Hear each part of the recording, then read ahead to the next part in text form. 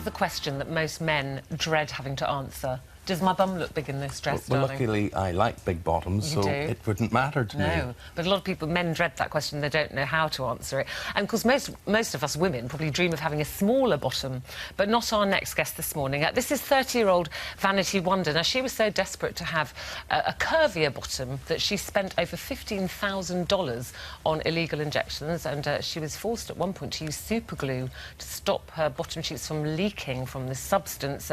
She's here with us this morning to say, as much as she wanted that look, it was actually put your life in danger, probably, at some point. The trouble is you don't know a lot of the time what's in these injections, do you?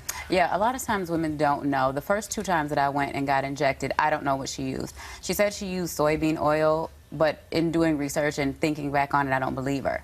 And every time after that, I made sure that I had medical-grade silicone, but I'm just one of the lucky cases. A lot of women don't know what they've been injected with. Now, I want to show a picture of your bottom, if you don't mind me doing that, before you have this procedure, because I have to say, I would be extremely happy. Let's have a look at you before you started having...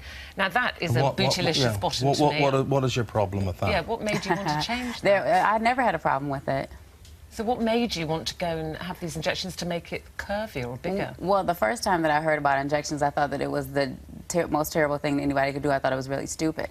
And then after being a year in that environment where everybody was doing it... You were a dancer? And yes, I was dancing. And everybody was doing it, and it wasn't so much of a foreign concept as much as it was when I first was introduced to it. And then I was like, well, I might as well try it. So I tried it. And then after that, it became a competition thing. Not competition for men, but a competition against other women. And so many of us were doing it because we wanted to be better than the other person. Well, we saw the before. There's the after. And just to put it into context, if you wouldn't mind standing up in studio here, and I think people can see the degree of the curve there, which is... I mean, that's quite a curve, and isn't it? Yeah, how many treatments was Well, I've also had hip injections, too. So I've had butt and hip injections. But you're a small, petite woman, framed woman, so...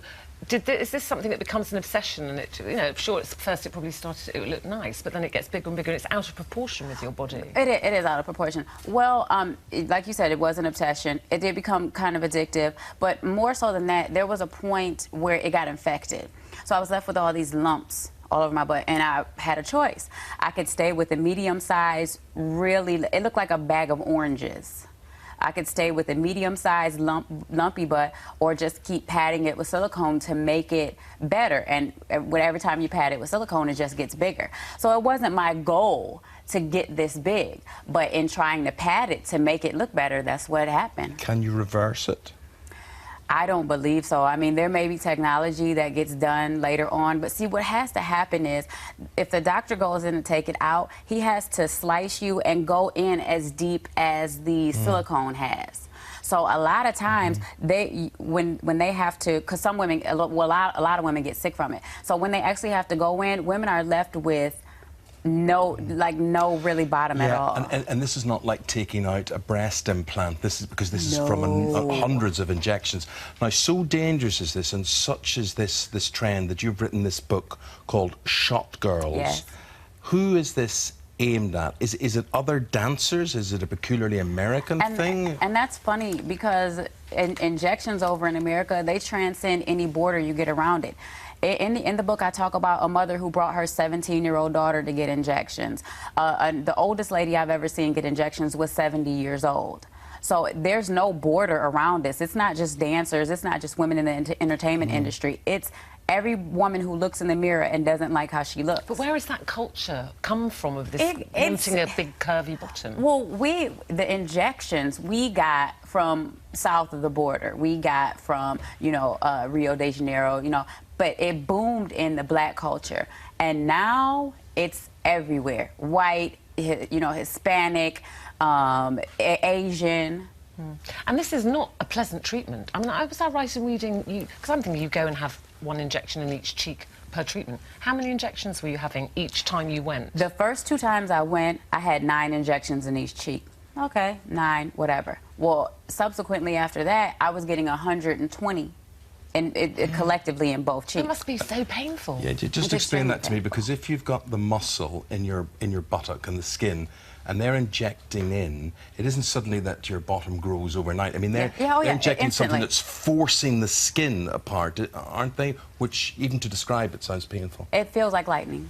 It's a pain that it originates in your butt, but it shoots down to your kneecap, and I'm talking about, like, it's a pain that seizes up your leg. It's not an ordeal that is very easy.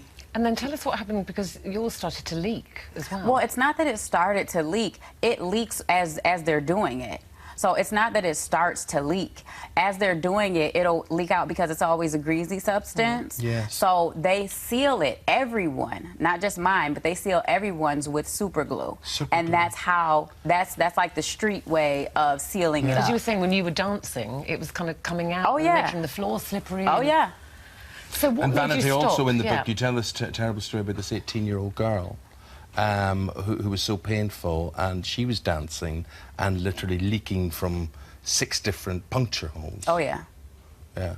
Oh, yeah, because you have to keep it sealed. You know, what they do, what they do is they inject you. They take the needle out. Okay, now the needle has made a hole in you, okay? So whatever they injected into you is coming out. So they wipe it off, they seal you with super glue, and then they put a cotton ball on top of it to keep it in. Well, if you take those cotton balls off before 10 hours or something like that, you don't have a proper scab. It hasn't scabbed over to keep it inside you. So when you peel that cotton ball off too early, it takes some skin off with it too, because it's super glue. Did it ever get infected? Because that sounds like yes, I had infection. a lot of women get infections. I'm just the one talking about mine. A lot of them won't say out loud, oh yeah, it wasn't a good idea, yeah, I got an infection. Which makes me want to ask, why did you decide to speak out? Because you've stopped having these now. Yes, obviously. I stopped. What was the moment you said this is ridiculous? The last time I had injections was like May of 2011, like May, June, something like that. Well, what made me stop is because I almost went to jail for it. They were trying, the 70-year-old woman got really, really sick, and she was in a coma from these injections. And they were trying to put me in jail. And I'm like, I could be taken away from my kids. Because you were working at this point. Yeah, I was making the appointments for the woman who was doing the injections.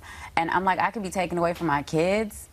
You know, but what's so funny is because even having the injections, even having the infection didn't make me stop.